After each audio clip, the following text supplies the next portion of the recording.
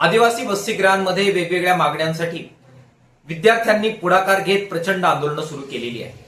विशेषतः पुणे या ठिकाणी प्राणपणाला लावत विद्यार्थ्यांनी उपोषणाचा मार्ग अवलंबलेला आहे। एसएफआय विद्यार्थी संघटना असेल, डीवायएफआय युवक संघटना असेल आणि इतरही वेगवेगळ्या संघटना असतील, या सबंध आंदोलनामध्ये या विद्यार्थ्यांना त्यांनी पाठिंबा दिलेला आहे। मात्र राज्य सरकारने या आंदोलनांची आणि त्या विद्यार्थ्यांच्या मागण्यांची पुरेशी दखल घेतलेली आहे असं म्हणता येत नाही।